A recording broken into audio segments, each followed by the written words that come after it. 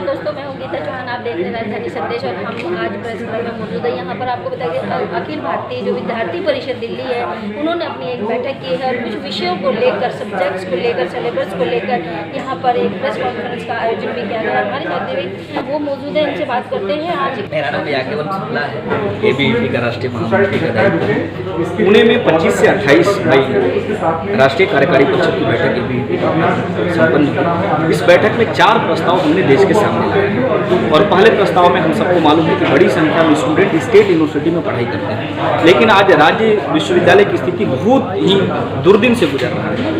हजारों पद खाली हैं, टीचिंग नॉन टीचिंग स्टाफ नहीं है यूनिवर्सिटी के अंदर में, आधारभूत संरचनाओं के अभाव से यूनिवर्सिटी गुजर रहा है। इसलिए हमने पहले प्रस्ताव के अंदर में कहा है कि राज्य सरकारें प्रादेशिक विश्वविद्यालय में गुणवत्ता युक्त शिक्षा के लिए विशेष ध्यान दें और विशेष अभियान चलाएं ताकि छात्रों को गुणवत्ता युक्त शिक्षा कैंपस में मिल सके।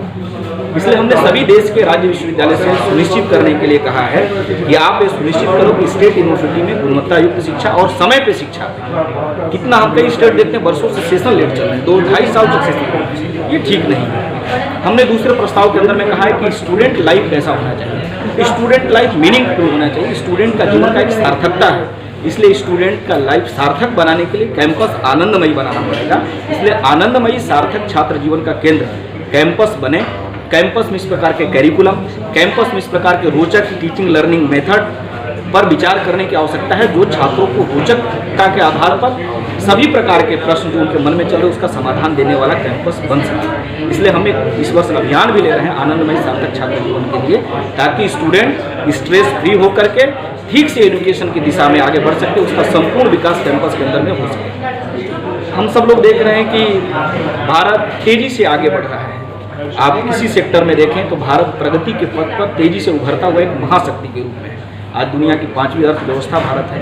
आज भारत के अंदर में हम प्रगति के कई सोपान को अनुभव कर सकते हैं। आज भारत के अंदर में भारतीय अनुभूति का पार्लियामेंट, संसद भवन भी भारत के अंदर में बना है। भारत में सिंबल स्थापित हो रहा है, लेकिन ये बदलता हुआ भारत का सुखद क्षण कुछ लोगों को पसंद नहीं आ रहा है। चूंकि जिनके बाप दादाओं के कारण से देश विभाजन का दंश झेला, वो प्रगति करते हुए भारत को शायद सहन नहीं कर पा रहे हैं। इसलिए भारतीय मंच पे भी और भारत के बाहर भी भारत को बदनाम करने का षड्यंत्र कर रहे हैं। उनके कुछ पार्टनर भी हैं जो विदेशी, कुछ मीडिया के पार्टनर हैं, कुछ NGO हैं, कुछ ऑर्गेनाइजेशन हैं जो भारत के खिलाफ षड्यंत्र कर रहे हैं।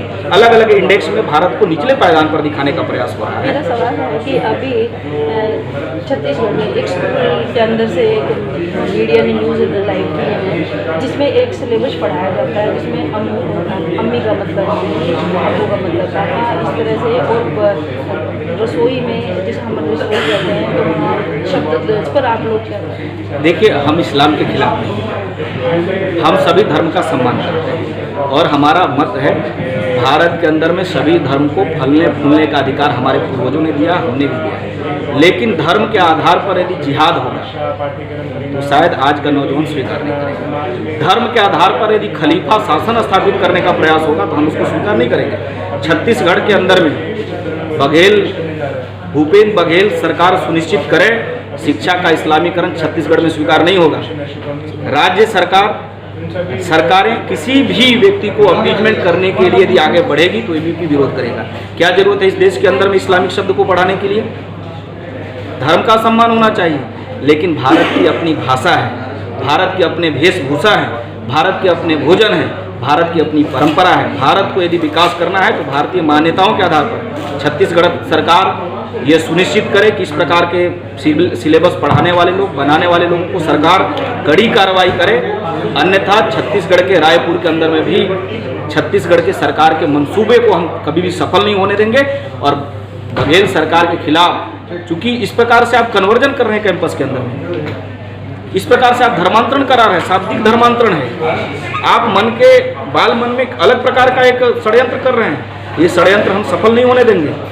और कांग्रेस का तो इतिहास रहा वोट बैंक पॉलिटिक्स के कारण से। नॉलेज में ये मामला है छत्तीसगढ़, आप सेंट्रल गवर्नमेंट एजुकेशन विभाग इस पर क्या कर रहे हैं? देखिए, शिक्षा कई बार हमको समझना पड़ेगा कि कुछ केंद्र सूची में है, कुछ राज्य सूची में है। इसलिए स्कूल एजुकेशन छत्तीसगढ़ का राज्य सरकार यदि गलत रास्ते पे जा रही है तो केंद्र सरकार को भी एक डायरेक्शन देना पड़ेगा।